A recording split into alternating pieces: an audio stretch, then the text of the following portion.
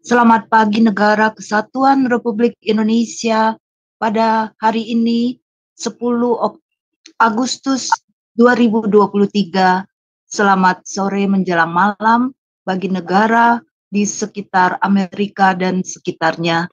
Bersama kami Sema Adonai, pagi ini kita bersama-sama membangun tata Tuhan dengan mengupas pengantar kitab Wahyu yang akan dibawakan oleh speaker Pendeta Daniel Palungan MIS MTH DMI.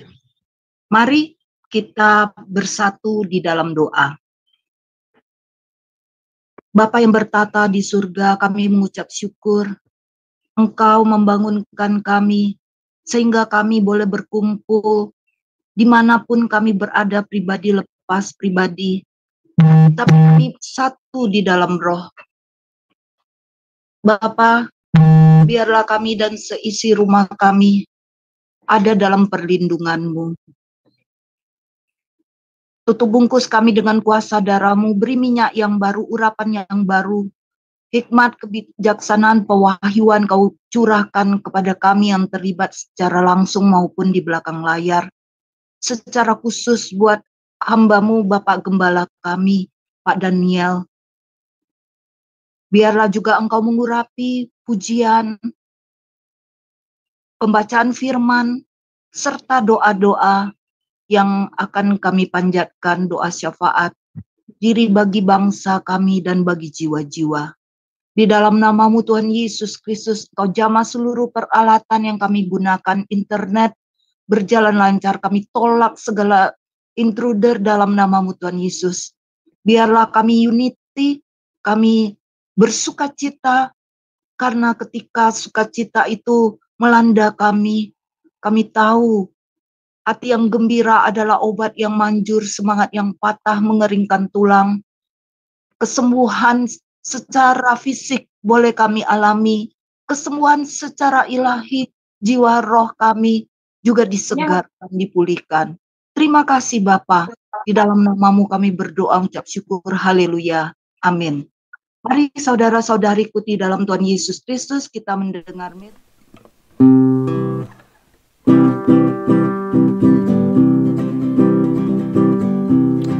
Allah bangkit, bersoraklah. Allah bangkit, bernyanyilah. Musuh dikalahkan, umatnya dibebaskan. Allah dasar di tempat kudusnya. Allah bangkit, bersoraklah. Allah bangkit, bernyanyilah. Musuh dikalahkan, umatnya dibebaskan. Allah dasar di tempat kudusnya.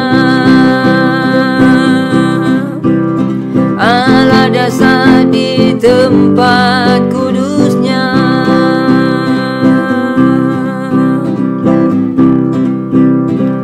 Gerakkanlah kekuatan-Mu ya Allah,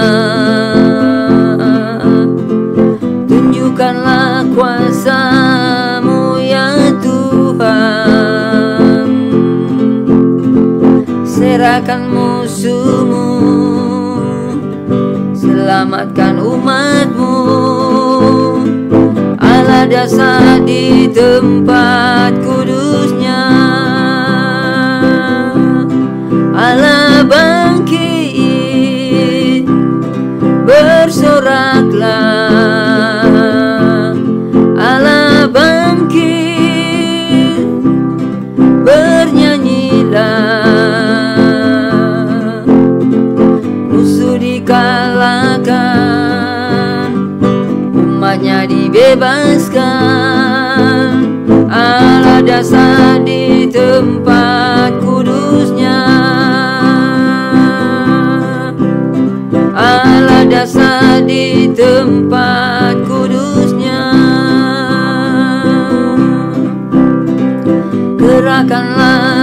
kekuatan-Mu ya Allah.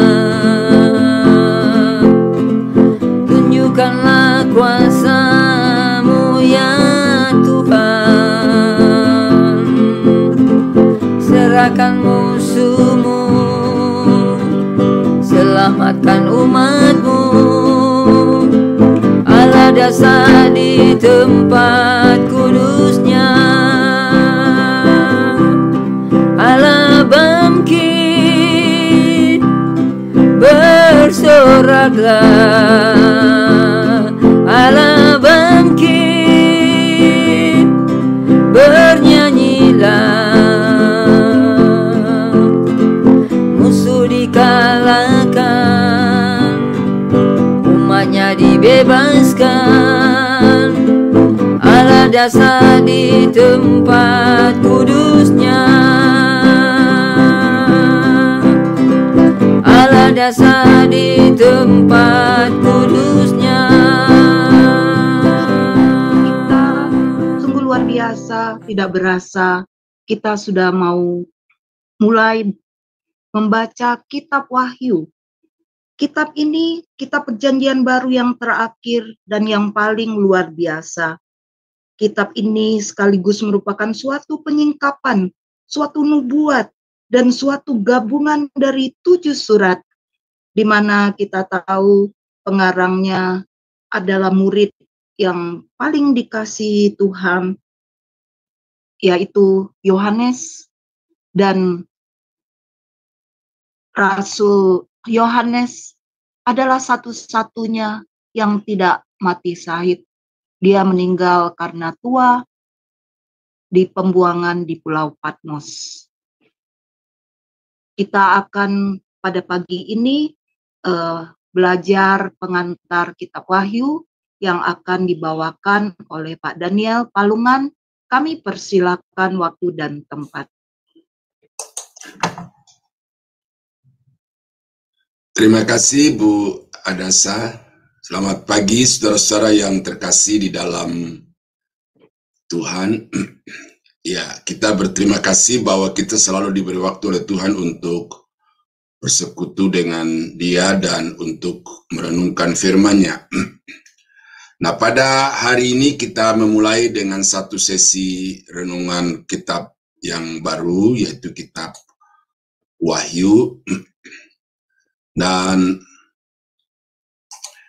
ini merupakan satu bagian Alkitab seperti yang sudah dikatakan oleh Ibu Moderator tadi, bahwa ini kitab yang sangat penting untuk dipahami oleh orang-orang Kristen, karena kitab ini memiliki ciri dan juga memiliki kandungan yang bukan berarti bertentangan, tetapi artinya ada satu penekanan yang berbeda dibandingkan dengan kitab-kitab yang lain di dalam Alkitab. Nah, dari moderator tadi kita sudah mendengar sekilas tentang kitab Wahyu. Nah, kitab Wahyu itu artinya kitab penyingkapan, ya, apokalipsi. Jadi menyingkapkan sesuatu yang menjadi misteri, ya, yang dikatakan di dalam kitab Daniel itu disembunyikan sampai pada akhir zaman.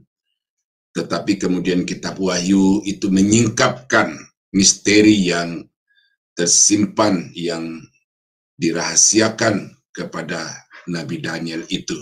Nah, itu kurang lebih pengertian pertama dari kitab Wahyu. Nah, yang kedua, saudara, yang saya sampaikan berkaitan dengan kitab ini adalah banyak pernyataan-pernyataan dan juga respon kalau kita berdiskusi dengan teman-teman apa kitab Wahyu itu. Mereka berkata bahwa kitab Wahyu ini adalah kitab yang sangat sulit dimengerti. Nah, sangat sulit dimengerti. Nah, saya tidak lebih jauh menanyakan tentang kenapa sulit, karena memang ini adalah jemaat-jemaat yang membaca Alkitab tanpa dibekali dengan teori-teori bagaimana memahami Alkitab itu secara benar. Jadi secara umum orang Kristen memandang bahwa kitab Wahyu itu adalah kitab yang sulit untuk dipahami karena di dalamnya katanya banyak simbol-simbol. Nah, yang kedua, pernyataan-pernyataan yang lain adalah bahwa kitab Wahyu ini mengerikan. Karena itu ada orang yang takut membaca kitab Wahyu karena isi kitab Wahyu itu adalah hal-hal yang mengerikan. Nah, jadi untuk menghindari rasa takut itu, maka banyak orang Kristen yang sudah nggak usah baca kitab Wahyu. Tetapi bagi saya itu adalah satu sikap yang keliru, karena betapapun mengerikan kitab Wahyu itu, dia adalah firman Allah yang wajib untuk dipahami, wajib untuk dimengerti, dan kemudian juga ditaati oleh semua orang-orang Kristen. Nah, kalau kita memperhatikan letak kitab Wahyu di dalam kanon itu, maka semua pendeta-pendeta hamba Tuhan yang memahaminya itu berkata tepat sekali kitab Wahyu ini ditaruh di bagian akhir dari kanon Alkitab, dan kejadian itu juga sangat tepat untuk diletakkan di bagian awal dari kitab kanon itu. Mengapa? Karena kedua kitab ini menyatakan sesuatu yang permulaan dan menyatakan sesuatu yang akhir. Ya. Kejadian menyatakan tentang permulaan dunia, Wahyu menyatakan tentang akhir dunia. Nah, jadi itu salah satu alasan mengapa kedua kitab ini diperbandingkan dari segi posisi di dalam kitab kanon. Ya. Kejadian di awal, Wahyu di akhir. Kejadian menyatakan tentang kejatuhan dalam dosa. Ya, itu Wahyu, Kejadian pasal 3. Tapi Wahyu menyatakan tentang pemulihan dari dosa. Manusia yang sudah disempurnakan itu dinyatakan di dalam kitab Wahyu. Nah, jadi suatu kontradiksi, ya, permulaan dosa dan akhir dari kuasa dosa di dalam hidup manusia dinyatakan di dalam kitab Wahyu. Kejadian menyatakan tentang kerusakan bumi karena dosa dan kejahatan manusia. Wahyu menyatakan tentang bumi yang dibaharui. Ya, ada langit baru, ada bumi baru. Dan itu jelas dinyatakan di dalam kitab Wahyu. Nah, jadi itu sekedar atau sekilas tentang letak kitab Wahyu di dalam Alkitab yang kanonik. Ya, mungkin sudah tahu saya perlu jelaskan sedikit apa kitab kanon itu. Kitab kanonik adalah kitab yang diterima oleh gereja sebagai firman Allah. Ya, ini satu pelajaran biologi. Di sini bukan gereja yang menentukan ini kanon atau tidak, tetapi gereja hanya menerima bahwa inilah kitab-kitab yang kanon itu, yang kanonik itu. Dan itu berdasarkan kriteria-kriteria yang sudah ditetapkan dan disepakati oleh semua ahli-ahli pada waktu itu. Ya, salah satunya adalah bahwa kitab itu ditulis oleh orang yang bersama-sama dengan Yesus. Yang paling jauh adalah murid dari murid Yesus atau generasi kedua secara hierarki pembelajaran itu. Jadi paling jauh itu adalah muridnya rasul-rasul. Nah, kalau kitab-kitab itu ditulis pada era murid-murid daripada rasul, itu perlu dipertimbangkan untuk dijadikan sebagai kitab kanonik. Dan salah satu yang keduanya adalah bahwa kitab-kitab itu menunjukkan adanya keserasian dengan kitab-kitab yang lain di dalam Alkitab. Tidak boleh ada kontradiksi-kontradiksi. Nah, karena itu kitab Wahyu diterima sebagai kitab yang kanonik oleh karena selain dia ditulis oleh murid langsung dari Tuhan Yesus, kitab Wahyu juga menyatakan tentang keserasiannya dengan kitab-kitab yang lain di dalam Alkitab. Nah, tidak ada keraguan, tidak ada kesangsian. Memang waktu proses pengkanonannya itu ya memakan waktu, ada diskusi-diskusi, tetapi kemudian pada akhirnya diketok palu bahwa kita menerima dan mengakui kitab Wahyu itu sebagai kitab yang kanon, bagian dari firman yang diwahyukan oleh Allah kepada umatnya. Nah, jadi saudara jangan ragu ya, kitab Wahyu itu adalah firman Allah yang diwahyukan oleh atau diinspirasikan oleh Roh Kudus kepada hambanya untuk ditulis menjadi bahan pelajaran, menjadi tuntunan kehidupan keberimanan bagi semua orang-orang percaya seluruh dunia sampai pada akhir zaman. Nah, yang berikut yang saudara perlu pahami di dalam memahami kitab Wahyu itu adalah pola penafsiran atau prinsip penafsiran kitab Wahyu. Inilah yang membuat kenapa pertentangan-pertentangan di antara kelompok-kelompok hamba-hamba Tuhan itu terjadi, oleh karena memang mereka melakukan pendekatan terhadap kitab Wahyu itu dengan paham-paham dari pendahulu-pendahulu mereka. Nah, setidaknya ada 4. Ya, dan ini saya baca beberapa kitab yang buku yang membahas tentang ini, setidaknya ada 4. Yang pertama adalah kelompok preteris, yang kemudian juga disebut sebagai paham preteris. Berkesimpulan atau berkeyakinan bahwa kitab Wahyu itu mengisahkan tentang gereja-gereja di Eropa Barat. Dan oleh karena itu maka kitab Wahyu itu sudah selesai pada abad pertama gereja. Nah, tetapi kalau kita berpegang kepada prinsip ini, maka masih banyak hal yang belum terjadi pada era gereja mula-mula atau gereja di bawah zaman kekaisaran Romawi itu. Ya, masih banyak hal di dalam kitab Wahyu yang sama sekali belum dinyatakan pada atau belum digenapi pada masa Eropa Barat berkuasa itu menyiksa dan menganiaya gereja. Ya. Yang kedua adalah historis. Ya. Ini paham yang berpandangan bahwa kitab Wahyu itu berbicara tentang peristiwa-peristiwa di dalam sepanjang zaman gereja. Nah, itu sebabnya kitab Wahyu itu sedang digenapi di dalam zaman gereja masa kini. Hanya orang ada peperangan, ya, ada gempa bumi, ada bala kelaparan. Nah, itu serta-merta mengatakan ini adalah penggenapan kitab Wahyu. Implantasi microchip umpamanya gitu kan. Itu setiap kali ada berita tentang penemuan-penemuan teknologi baru yang ditanamkan ke dalam tubuh manusia, itu kemudian gereja bereaksi dan mengatakan ini adalah penggenapan dari kitab Wahyu pasal 13. Jadi tidak lama lagi Yesus akan datang kembali.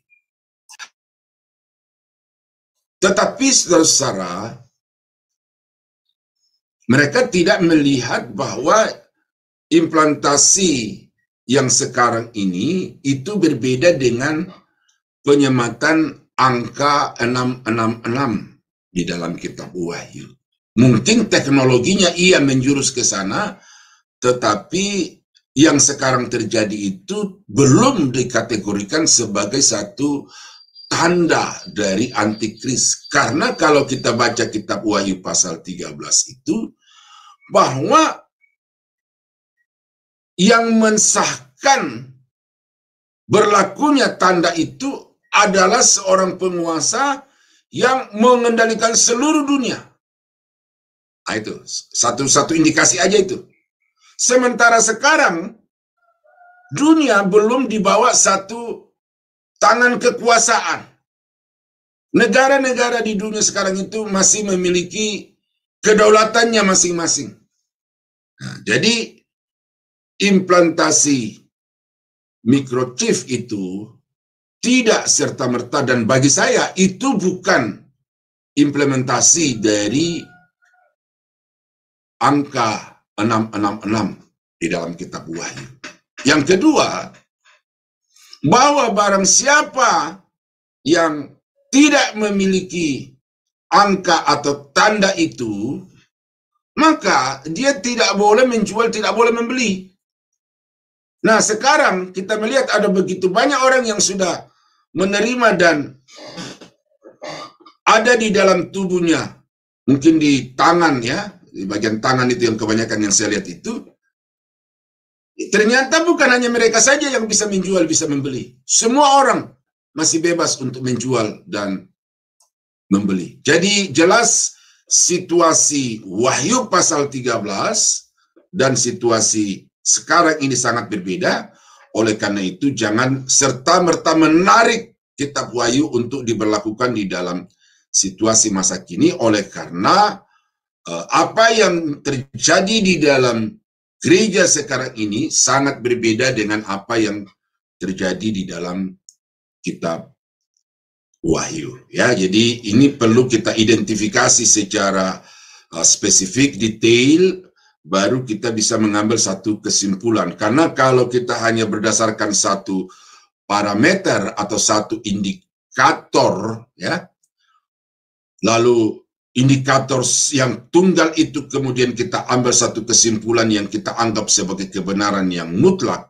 Nah, ini yang kemudian menimbulkan kebingungan di dalam kalangan hamba-hamba Tuhan dan juga terutama di kalangan jemaat biasa. Nah, jadi di sini saya seringkali bukan berdebat sengit, tetapi saya menemukan itu gereja-gereja seringkali mengalami kebingungan oleh karena kitab Wahyu itu dipaksakan untuk diterapkan di masa gereja. Nah, prinsip penafsiran yang berikut adalah prinsip penafsiran idealis atau simbolis. Paham ini berpandangan bahwa kitab Wahyu itu sebenarnya bukan sejarah, tetapi dia adalah puisi atau dia adalah sesuatu pernyataan kata-kata yang tidak memiliki arti yang sebagaimana kata itu secara literal, secara letterlek, ya. Tetapi di balik kata-kata itu ada arti yang sesungguhnya. Nah, oleh karena itu maka harus orang-orang khusus yang bisa membaca kitab Wahyu ini, karena tidak sembarang orang bisa menemukan makna yang sesungguhnya di balik kata-kata yang ada di dalam kitab Wahyu. Tetapi kalau ini kita jadikan sebagai satu pedoman, maka hal pertama yang ditabrak adalah Pulau Patmos, Pulau Patmos itu yang tadi sudah disebutkan oleh Ibu Moderator. Pulau Patmos itu ya real, historis. Waktu itu merupakan satu tempat pembuangan penjahat-penjahat yang dipekerjakan secara paksa di sana. Tetapi dari YouTube saya menemukan sekarang Pulau Patmos itu sudah menjadi sebuah kota yang juga sama megahnya dengan kota-kota lain di daerah Yunani itu. Nah, jadi kalau kita mengatakan bahwa apa yang dikatakan di dalam kitab Wahyu itu bukanlah sesuatu yang historis, bukan sesuatu yang nyata, ya bagaimana dengan dengan kata Patmos itu, dengan Pulau Patmos itu? Bagaimana dengan Yohanes yang adalah real murid Yesus? Nah, yang kedua yang nyata di dalam Alkitab yang jelas-jelas membantah ini, atau paham idealis atau simbolis ini, adalah 7 jemaat. Ya, yang ditulis di dalam Wahyu pasal 2, pasal 3. 7 jemaat itu bukanlah simbol, tetapi 7 jemaat itu adalah real, historis, fakta. Gereja-gereja yang sudah berdiri di 7 kota itu. Nah, sebenarnya nanti kita akan melihat bahwa sebenarnya yang ada pada waktu itu bukan hanya ke-7 jemaat ini. Itu sudah ada banyak jemaat yang berdiri pada waktu kitab Wahyu ini ditulis. Tetapi dengan maksud tertentu, maka hanya ke-7 kitab ini yang dipilih. Nah, nanti kita akan bahas itu ya. Tetapi saya mengangkat di sini bahwa orang-orang yang mengatakan kitab Wahyu itu adalah kitab simbolis, nah bagaimana memandang ke-7 gereja yang disebutkan di dalamnya itu? Efesus, Laodikia, Philadelphia. Apakah itu merupakan simbol, bukan sesuatu yang real? Ternyata kota-kota yang disebutkan itu adalah kota-kota yang real, historis. Disebutkan di dalam sejarah perjalanan pelayanan penginjilan Rasul Paulus. Ya, dan orang-orang yang berkunjung untuk tur ke Israel, ke Tanah Suci sekarang itu, mereka tidak menyia-nyiakan waktu untuk mengunjungi kota-kota yang disebutkan di dalam kitab Wahyu itu, dan kota itu ada sampai sekarang. Sisa-sisa peninggalan sejarah gereja mula-mula masih ditemukan sampai sekarang di kota-kota yang disebutkan di dalam kitab Wahyu itu. Jadi pandangan bahwa kitab Wahyu itu adalah kitab yang idealis, simbolis, bukan historis, itu bagi saya suatu pandangan yang perlu dikoreksi, perlu dipelajari kembali. Nah, kemudian yang berikut adalah pola penafsiran atau pandangan yang beranggapan bahwa kitab Wahyu adalah kitab futuris, ya, menyatakan sesuatu yang akan terjadi di masa yang akan datang, dan peristiwa-peristiwa itu adalah peristiwa yang historis, nyata. Dan saya ada di sini. Jadi apa yang saya akan ajarkan yang kita akan renungkan bersama-sama dari kitab Wahyu beberapa waktu ke depan ini, itu murni merupakan peristiwa-peristiwa yang akan terjadi. Nah, mengapa kitab Wahyu itu disebut sebagai kitab nubuatan? Apa bedanya nubuatan dengan sejarah, buku sejarah? Sejarah adalah buku yang ditulis sesudah peristiwa-peristiwa yang ditulis di dalamnya itu terjadi. Nah, saya coba bandingkan dengan sejarah di Indonesia. Banyak mendapatkan kritikan-kritikan dari tokoh-tokoh tertentu, bahkan yang menjadi pelaku-pelaku di dalam sejarah, tetapi kemudian buku-buku sejarah yang ditemukan di Indonesia itu ternyata di dalamnya ada kesalahan-kesalahan. Nah, jadi buku yang ditulis sesudah peristiwanya terjadi itu terdapat kesalahan. Tetapi Wahyu, nubuatan, adalah buku yang ditulis dari peristiwa yang belum terjadi. Potensi kesalahannya akan lebih besar dibandingkan dengan sejarah yang menulis tentang peristiwa-peristiwa yang terjadi. Tetapi namanya nubuatan itu bukan sesuatu yang bersumber dari daya pikir, ya, daya renung oleh seseorang manusia secara biasa, tetapi nubuatan adalah satu pernyataan Tuhan kepada hamba-hambanya yang ditugaskan untuk menulis. Dan kalau Tuhan yang menyatakan bahwa peristiwa itu akan terjadi, maka itu tidak bisa diragukan keakuratan dan kepastiannya, bahwa apa yang dinubuatkan oleh kitab suci itu pasti akan terjadi. Nah, karena itu maka kalau kitab Wahyu itu kita letakkan di dalam sebagai bagian dari nubuatan Alkitab, maka di sini tidak ada keraguan bahwa ini adalah satu peristiwa yang betul-betul terjadi sebagaimana nubuatan-nubuatan Perjanjian Lama. Ya. Perjanjian Lama menubuatkan begitu banyak hal yang mungkin bagi orang-orang pada zaman itu merupakan hayalan, tidak masuk akal.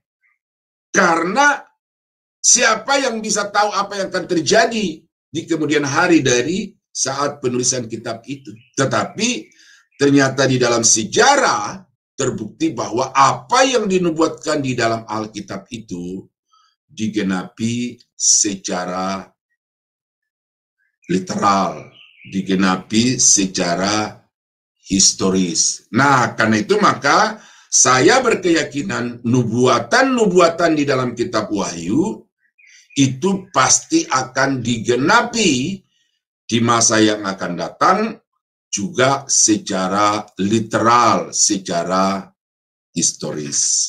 Nah, jadi kalau saudara nanti menyaksikan di dalam kitab Wahyu itu ada banyak hal-hal yang mungkin sepertinya itu adalah hayalan, tetapi saya mau dengan prinsip penafsiran futuris historis ini, ketika saudara menyaksikan adanya peperangan-peperangan atau adanya peristiwa-peristiwa alam yang sangat melampaui akal nalar manusia itu, saya imbau saudara untuk membacanya sembari seperti seorang sedang menonton film. Ya, jadi kitab Wahyu memberikan kepada kita satu pemandangan peristiwa-peristiwa yang akan terjadi di waktu yang akan datang di seluruh dunia. Oh ya, saya baru ingat ini. Untuk preteris itu yang tadi mengatakan bahwa kitab Wahyu itu hanya terjadi di Eropa Barat, itu di dalam Alkitab, di dalam kitab Wahyu jelas dikatakan bahwa peristiwa-peristiwa yang terjadi di dalamnya itu mencakup seluruh bumi. Oh, ya, jadi melokalisir hanya di Eropa Barat itu suatu paham yang jelas-jelas menyimpang dari kitab Wahyu, karena kitab Wahyu menyatakan bahwa semua penghukuman-penghukuman yang akan dijatuhkan Allah ke atas muka bumi ini itu berlaku di seluruh penjuru bumi. Nah, jadi 4 pola penafsiran kitab Wahyu ini, ya, yang 1A sampai C itu saya sudah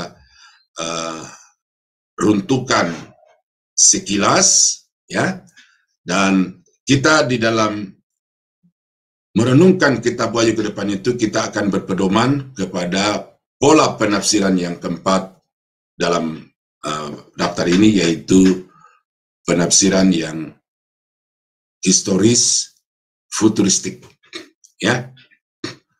Nah, tujuan kita mempelajari kitab Wahyu, ya. Mempelajari kitab Wahyu itu memberikan kepada kita satu pemahaman yang real, pemahaman yang komprehensif tentang hal-hal yang Tuhan akan nyatakan di masa yang akan datang. Jadi ini suatu pelajaran yang sangat penting, karena dengan kita membaca kitab Wahyu, memahami kitab Wahyu, kita tahu peristiwa-peristiwa yang akan terjadi di masa yang akan datang. Ya, mengenai titik waktu terjadinya itu, saya tidak mau katakan itu kepada saudara, karena memang di dalam Alkitab tidak disebutkan kapan dimulai peristiwa itu. Hanya dikatakan di dalam Alkitab bahwa peristiwa-peristiwa yang akan datang itu pasti akan terjadi. Dan secara khusus kitab Wahyu ini, dari pengangkatan gereja, masa tribulasi, masa pemerintahan mesianik dalam kerajaan 1000 tahun, dan kemudian langit baru, bumi baru, itu akan terjadi.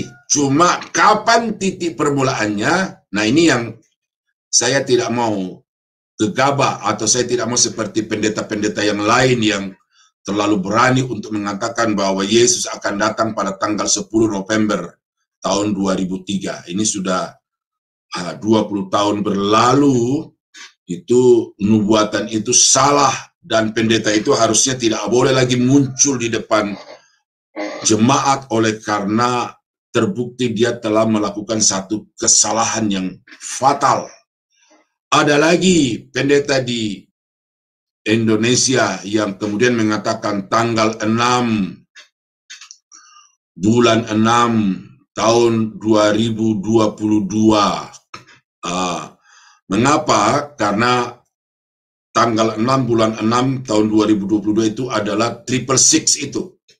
6-nya 1, bulan 6-nya 6 yang kedua, lalu 6 yang ketiga itu 2022. Nah, kalau angka-angka di dalam 2022 itu dijumlahkan, ada 3 angka 2 itu 6. Berarti 666. Nah, tetapi sampai saya tunggu memang ya ketika dinyatakan pendeta itu bahwa kita akan melihat bagaimana Tuhan akan berkarya pada tanggal 6 bulan 6 tahun 2022. Tetapi sekali lagi pendeta ini gagal. Dan ini pendeta ini gencar mengajarkan doktrin eskatologi di dalam channelnya ya, di YouTube-nya saudara. Dan hati-hati kalau ketemu pendeta-pendeta yang berani menyebutkan satu titik waktu di mana Yesus akan datang atau permulaan penggenapan dari kitab Wahyu. Nah, itu hati-hati saudara, karena jelas Alkitab merahasiakan itu, dan Alkitab mengatakan itu hanyalah rahasia dari Allah Bapa, Yahweh sendiri, ya.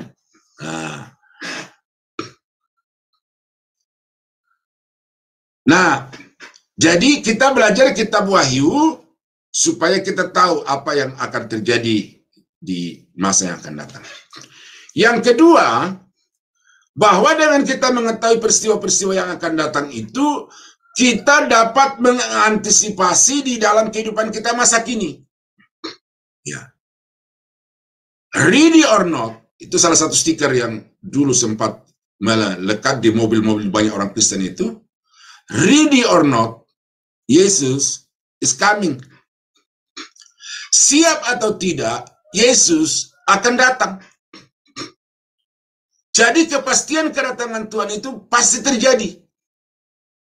Tetapi apalah arti kedatangan Tuhan Yesus itu kalau saudara tidak dalam kondisi yang siap? Itu sebabnya Alkitab selalu mengatakan berjaga-jagalah, bersiap-siaplah, karena kedatangan Tuhan itu seperti pencuri pada malam hari. Nah, untuk apa kita belajar kitab Wahyu? Untuk memberitahukan itu. Bahwa ada satu keadaan masa depan yang begitu sulit. Keadaan dunia yang begitu parah. Dan apakah saudara mau masuk di dalam situasi itu atau menghindar dari situasi itu? Di dalam eskatologi saya sudah katakan bahwa ternyata gereja Tuhan dihindarkan dari situasi itu. Nah, bagaimana supaya saudara bisa masuk di dalam kelompok orang-orang yang terhindar, yang dihindarkan dari peristiwa-peristiwa kitab Wahyu itu? Maka sekarang ini saudara harus menata kehidupan kekristenan, kehidupan keberagamaan, kehidupan keberimanan saudara. Jangan menjadi orang Kristen yang sekedar Kristen tetapi tidak pernah menghidupi kekristenan itu di dalam hari-hari hidup saudara. Hari Minggu datang di gereja, tetapi hari Senin sampai hari Sabtu melakukan perbuatan-perbuatan yang tidak sesuai dengan apa yang diajarkan dan diyakini di gereja. Saya ingat pernyataan Basuki Cahayapurnama atau Ahok. Dia berkata begini, orang Kristen sekarang ini, hari Senin sampai hari Sabtu dia menipu manusia, hari Minggu dia menipu Tuhan. Tuh. Jadi dia datang di gereja, pura-puranya dia sangka dengan datang di gereja Tuhan senang, Tuhan suka, supaya Tuhan memberkati.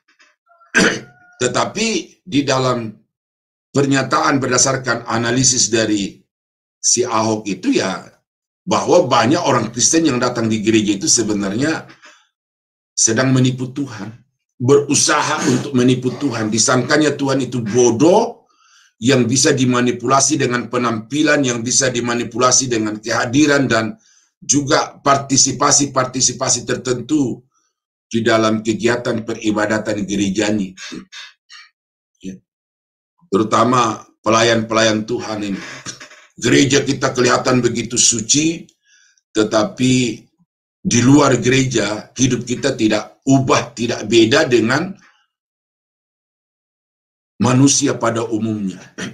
Nah itu saudara. Jadi dua hal itu saja yang saya mau sampaikan. Tujuan belajar kitab Wahyu itu adalah supaya saudara dapat mempersiapkan diri menjelang kedatangan Tuhan yang kedua.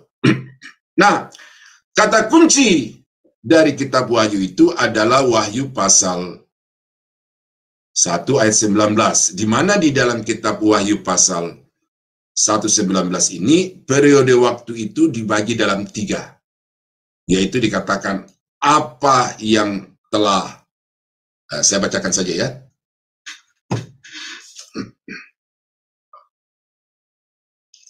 Ya. Ya. Karena itu tuliskanlah apa yang telah kau lihat. Nah, jadi momen ketika Yohanes melihat itu dianggap sudah lewat, karena ketika dia mulai menulis maka peristiwa-peristiwa penglihatan itu sudah berlalu. Ya, tuliskanlah apa yang telah kau lihat dan apa yang sekarang sedang terjadi. Nah, itu tulisan atau surat kepada ketujuh jemaat. Pasal 2, pasal 3 dari kitab Wahyu. Itu apa yang sedang terjadi. Lalu kemudian maupun yang akan terjadi sesudah ini. Nah, peristiwa-peristiwa yang terjadi sesudah peristiwa sekarang ini, ya, yang rentang waktunya kita belum tahu berapa lama, karena akhir dari sejarah gereja itu hanya Tuhan yang mengetahuinya, ya. Tidak ada seorang pun yang dapat menentukan titik akhir dari gereja. Nah, itu makanya disebut sebagai ayat kunci di dalam kitab Wahyu, ya. Menulis tentang apa yang sudah terjadi, sedang terjadi, dan akan terjadi. Dan porsi yang paling besar itu adalah apa yang akan terjadi dari pasal 4 sampai pasal 22. Nah, isi kitab Wahyu itu secara umum adalah pencurahan murka Allah.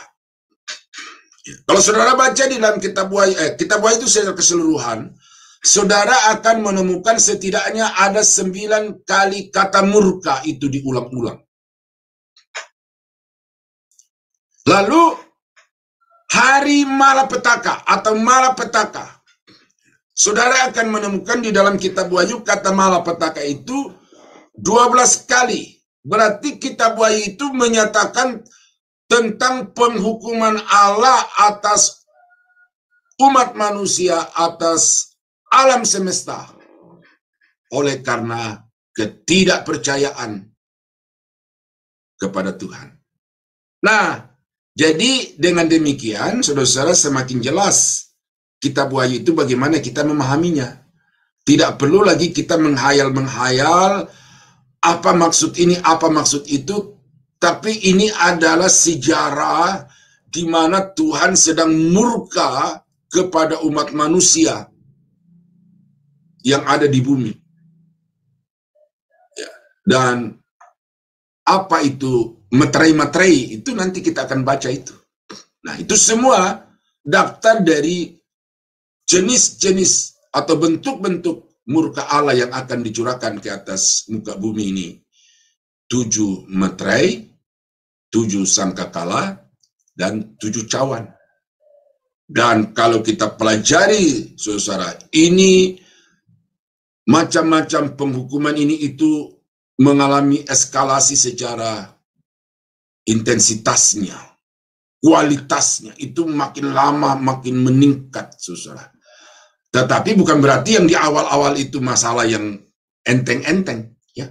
Masalah 7 materai itu sudah merupakan satu masalah yang begitu besar, tetapi makin ke sana sampai kepada 7 cawan itu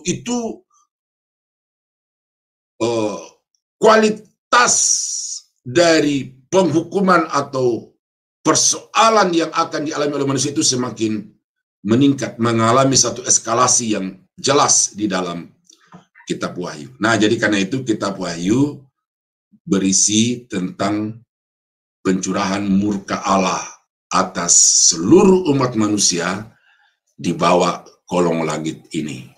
Nah, jadi kalau begitu saudara-saudara, di mana posisi saudara nanti? Nah, sekarang yang berikut yang saya mau sampaikan sebagai bagian akhir dari pendahuluan ini adalah eskatologi di dalam perspektif kitab Wahyu di dalam perspektif eskatologi. Nah, ini penggambarannya begini. Karena kitab Wahyu tidak menggambarkan begini, tetapi saya bandingkan ini dengan pelajaran eskatologi supaya saudara bisa memahami di mana sih kitab Wahyu itu akan berlangsung. Nah, ini ada garis waktu nih, titik panah ke kiri, titik panah ke kanan. Artinya menunjuk kepada kekekalan masa lampau dan menuju kepada kekekalan masa yang akan datang. Nah, sebelum garis merah yang tegak ini berbicara mengenai rapture, pengangkatan gereja. Di depannya itu ada Wahyu pasal 1 sampai pasal 3. Ya, yaitu peristiwa-peristiwa yang dialami oleh Yohanes di Pulau Patmos dan bagaimana keadaan ke-7 jemaat dalam Wahyu pasal 2 sampai pasal 3. Itu terjadi sebelum rapture. Karena itu maka ke-7 jemaat yang terpilih di dalam kitab Wahyu adalah representasi dari keadaan gereja-gereja Tuhan di seluruh dunia. Ya, nanti kita akan melihat bagaimana keadaan gereja-gereja itu. Mengapa saya katakan bahwa itu hanya representasi? Karena waktu itu sudah ada jemaat di Korintus, sudah ada jemaat di Kolose, sudah ada jemaat di Tesalonika, gitu kan? Tetapi kenapa hanya 7 jemaat yang ditulisi surat oleh Yohanes di dalam kitab Wahyu itu? Karena memang sifat-sifat dari dan keadaan-keadaan dari ke-7 jemaat itu akan terus berulang di sepanjang sejarah gereja Tuhan di seluruh dunia. Nah, itu akan terjadi sampai kepada pengangkatan gereja atau rapture. Nah, kemudian di dalam nubuatan Daniel itu ada yang disebut sebagai 7 masa. Ya, telah ditetapkan bagi bangsamu 70 kali 7 masa. 1 masa sama dengan 1 tahun. Itu penafsirannya gitu. Nah, 7 kali 7, 62 kali 7, dan 1 kali 7. Nah, itu pembagiannya di dalam kitab Daniel itu.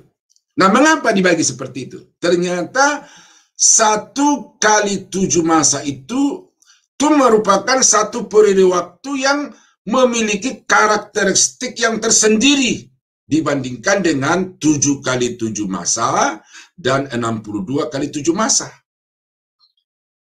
Nah, jadi saya baca saudara peristiwa-peristiwa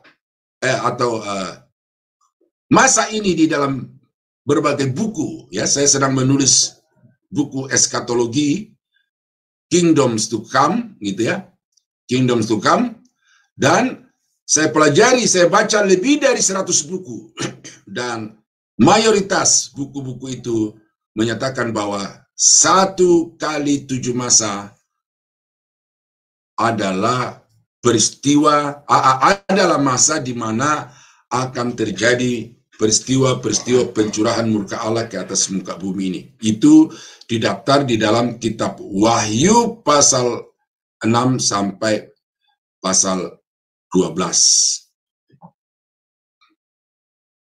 Dan Wahyu pasal 13 seterusnya sampai pasal 18 atau 19 itu terjadi di paruh kedua dari masa tribulasi yang berlangsung selama 7 tahun itu. Karena jelas dikatakan di dalam kitab Daniel dan juga dalam kitab Wahyu bahwa masa 7 tahun ini terbagi dua. 3,5 tahun yang pertama, 3,5 tahun yang kedua. Nah, lalu di dalam kitab Wahyu itu ada beberapa pasal yang memperlihatkan tentang bagaimana situasi di atas bumi, di langit, bukan di bumi, di atasnya bumi, di awan-awan, atau boleh juga dibilang, ada yang bilang di surga.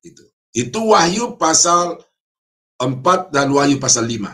Itu tidak terjadi di muka bumi, tetapi terjadi di atasnya bumi, di langit atau di surga.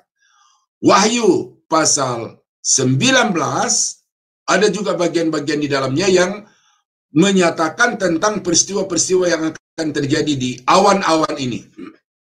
Itu yang disebut sebagai perkawinan anak domba Allah. Nah, baru kemudian akhir dari 1x7 masa itu, maka Yesus akan turun bersama dengan saleh-salehnya yang telah diangkat di awal masa tribulasi itu, turun kembali ke atas muka bumi, berpijak di atas bumi, tepatnya di atas Bukit Zaitun, dan kemudian dari saat itu dia akan mendirikan kerajaannya. Nah, makanya Wahyu pasal 20 sampai Wahyu pasal 22 itu terjadi sesudah masa tribulasi. Nah, jadi dengan pemetaan itu, saya harap saudara sudah bisa mendapatkan gambaran yang jelas juga tentang peristiwa-peristiwa yang dinyatakan di dalam kitab Wahyu, itu terjadinya di mana dan kapan terjadi. Nah, saudara-saudara, karena ini pengantar dan sudah waktunya, ya, jadi saya akan akhiri dulu sampai di sini. Ya, ini memberikan kepada saudara pemaparan yang global dulu tentang kitab Wahyu. Nah, nanti besok kita akan masuk di dalam pasal demi pasal, dan caranya untuk kita membaca pasal demi pasal itu adalah prinsip penafsiran kitab Wahyu yang keempat itu, yaitu peristiwa-peristiwa sejarah yang akan terjadi di kemudian hari. Nah, kiranya Tuhan memberkati saudara. Sampai bertemu besok pagi. Mari kita tunduk kepala dan kita berdoa. Bapa di surga, terima kasih pada pagi ini kami sudah mendapatkan penggambaran secara garis besar dari kitab Wahyu, dan ini akan menolong kami untuk masuk ke bagian-bagian yang detail atau setiap pasal dari kitab Wahyu, dan kami berdoa Bapa supaya apa yang sudah kami dapatkan pada hari ini itu kami dapat mengerti, sehingga kami tidak lagi memiliki kebingungan di dalam membaca kitab Wahyu, tetapi oleh pertolongan Roh Kudus kami akan mudah untuk memahami apa yang Tuhan maksudkan di dalam kitab Wahyu itu. Terima kasih untuk persekutuan dari Sema Adonai hari ini, yang di dalamnya kami bersama-sama merenungkan firman Tuhan, dan juga di dalamnya kami bersama-sama menaikkan doa-doa syafaat kami kepadamu. Terima kasih Bapa, dalam nama Yesus hamba berdoa mengucap syukur. Haleluya. Amin. Amin. Terima kasih Pak Daniel. Saya merasakan hadiratnya. Kita mengucap syukur. Bapa begitu baik kepada kita. Di akhir dari dunia ini pun kita dibukakan rahasianya supaya kita tidak menjadi terhilang. Kita hanyalah pendatang, warga negara kerajaan surga yang merantau ibaratnya di bumi. Satu saat kita harus pulang supaya kita tidak tersesat.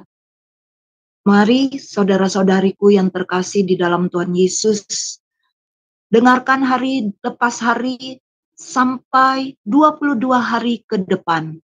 Karena isi dari kitab Wahyu sebanyak 22 pasal, biarlah setidaknya kita siap, kita dan seisi rumah kita mendapat penggenapan firman Tuhan, satu orang bertobat, seluruh keluarga akan diberkati dan diselamatkan.